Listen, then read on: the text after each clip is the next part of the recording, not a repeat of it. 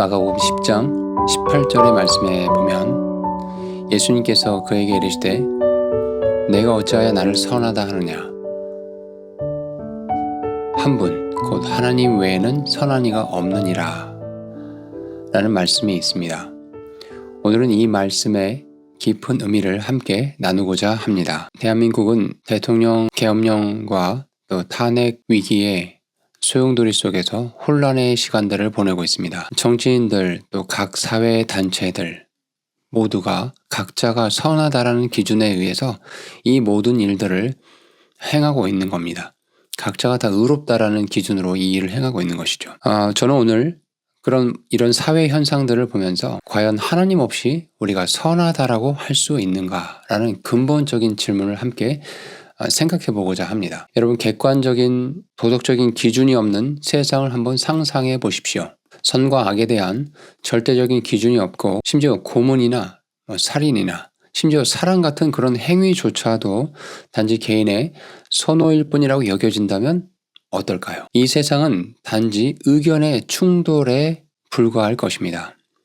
저는 오늘 여러분께 이렇게 묻고 싶습니다. 이 질문을 가지고 도덕성의 기초에 대한 문제를 깊이 있게 탐구하며 우리의 믿는 것 또 행동하는 방식을 도전해 보고자 합니다. 먼저 질문을 명확하게 한번 해봅시다. 이 질문은 하나님 없이 우리가 선할 수 있는가? 이 질문은 무신론자들이 도덕적으로 행동할 수 있는지에 대한 그런 질문이 아닙니다. 당연히 무신론자들도 도덕적인 행동을 할 수가 있죠. 또 친절을 베풀 수 있습니다. 또 타인을 위해서 희생을 할 수도 있습니다. 그러나 하나님이 없을 때 객관적인 도덕의 가치와 의무가 존재할 수 있는 것인가? 진짜 질문이 바로 이 부분이거든요.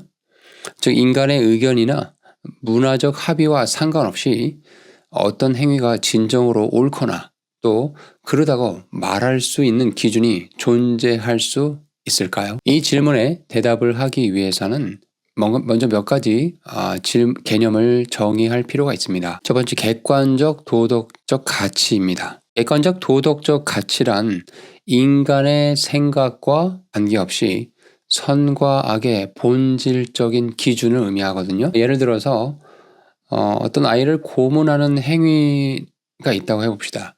그러면 우리 인간은 그 일에 대해서 어떤 개인의 의견이나 문화에 상관없이 본질적으로 그 일은 잘못된 것이라고 생각을 할 것입니다. 바로 이것이 객관적 도덕적인 가치예요. 두 번째, 도덕적인 의무에 대해서 생각을 해야 됩니다. 도덕적인 의무란 우리가 옳은 일을 해야 하고 그런 일을 피해야 한다라는 책임을 말합니다. 만약 이런 객관성이 없다면 도덕은 단지 개인의 선호로 축소될 것입니다. 나는 초콜릿 아이스크림을 좋아하고 너는 바닐라 아이스크림을 좋아한다. 이런 의견과 다를 바가 없는 것이죠. 하지만 과연 우리가 집단 학살이나 노예 문제에 대해서 단순히 이것을 의견으로 치부할 수 있을까요? 참고로 제가 이렇게 어떤 논지와 논리를 전개할 때 참고한 도서가 있는데 잠시 그 소개를 빠뜨렸네요. 먼저 이 책을 소개를 해드리고 계속 이어가겠습니다. 잠시만요. 하나님 없이 선할 수 있는가? 제가 이 질문에 대해서 참고한 도서입니다. 저자는 윌리엄 레인 크레이그라는 학자인데 On Guard, 소제목은 Defending Your Faith with Reason and Precision 이라는 제목이 되어 있습니다. 이 책의 6번째 챕터에 가보시면 127페이지에 이런 제목의 챕터가 나옵니다. Can we be good without God? 하나님 없이 우리가 선할 수 있는 것인가? 라는 이 질문에 대해서 이 저자가 논지를 전개했고 이 책을 근거로 해서 여러분께 좀 이해할 수 있게끔 설명을 드리도록 하겠습니다.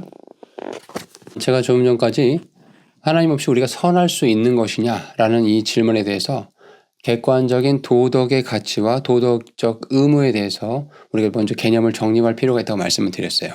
여기서 이제 문제가 발생합니다.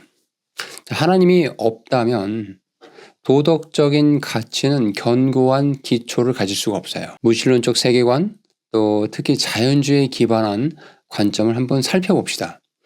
무신론적인 세계관을 갖고 있는 분들은 인간은 단지 진화의 산물이라고 이야기를 합니다. 진화의 산물이다라고 이야기를 한다고 한다면 인간이 가지고 있는 이 도덕성 이 부분도 종종 진화의 산물로 볼 수밖에 없거든요. 논리상 그렇잖아요.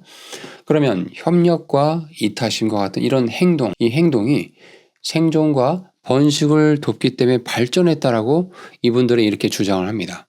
그러나 이 관점에서는 치명적인 약점이 있어요. 도덕이 단지 진화의 산물이라면 그것은 단지 생존에 유용한 행동일 뿐이겠죠. 본질적으로 옳거나 선하다라고 말할 수가 없을 것입니다. 예를 들어 다른 진화의 경로에서 예를 들어 도둑질이나 살인이 유리했다라고 한번 가정해 봅시다. 그러면 진화에 의해서 필요에 의해서 그 일들이 자행됐다고 한다면 그런 도둑질이나 살인의 행위도 도덕적으로 우리가 옳다라고 할 수 있을까요?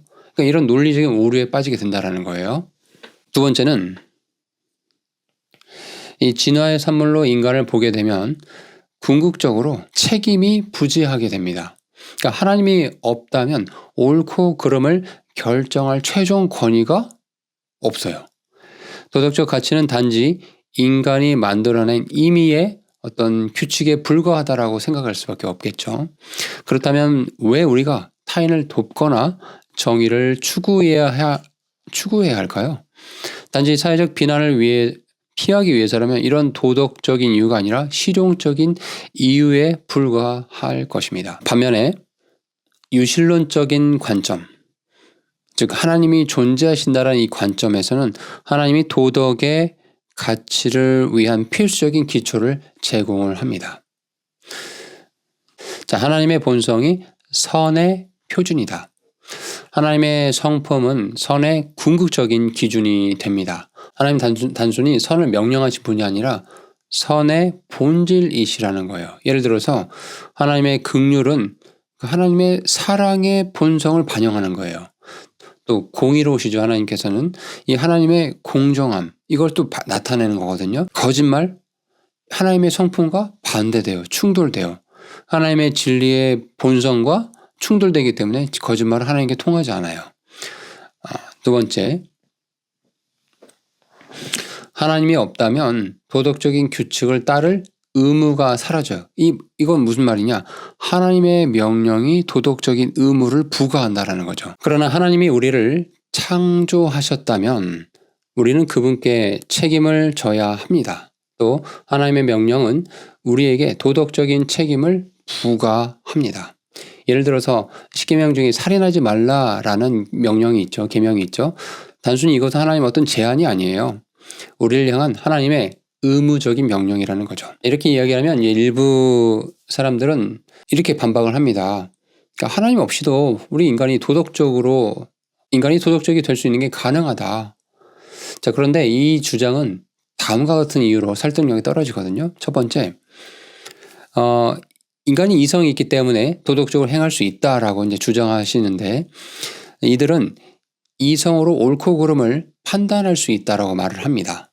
그런데 이성은 도덕적 틀 없이는 작동할 수가 없어요. 이 말을 잘 기억하시기 바랍니다. 예를 들어서 이성은 무기를 만드는 방법을 알려줄 수 있어요. 그렇죠? 이 지능을 가지고 무기를 만들 수 있지 않습니까?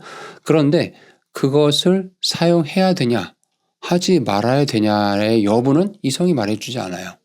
또 거짓말을 통해서 이익을 계산할 수 있어요. 사기꾼들이 그렇죠. 요즘 이 전국이 시끄러우니까 주식을 이용해서 사기치는 사람들이 많다라고 뉴스에 오늘 나오더라고요. 이렇게 거짓말을 통해서 이익을 계산할 수는 있지만 거짓말이 본질적으로 잘못되었는지 여부는 이성이 판단을 할 수가 없습니다. 두 번째, 문화적 합의는 실패합니다. 또 다른 주장이 뭐냐면 사회가 도덕적 가치를 합의할 수 있다라는 주장을 하시거든요. 그런데 역사적으로 이러한 합의가 얼마나 위험한지를 우리는 잘 알고 있습니다. 예를 들어 노예제도가 과거에는 합의가 됐었어요. 그렇죠? 또 집단 학살이라든지 인종차별 이런 것들이 한때 사회에서 비난 없이 받아들여졌거든요. 합의가 이루어졌으니까요.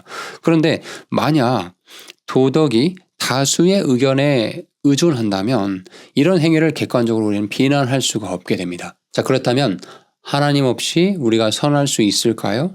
요약해 보겠습니다. 가치가 객관성을 잃게 된다. 선과 악은 단순히 개인적 선호로 축소가 될 수밖에 없어요. 또 하나님 없이는 도덕적인 의무는 강제력을 잃습니다. 또 왜 우리가 타인을 돕거나 해를 끼치는지 않아야 될까요?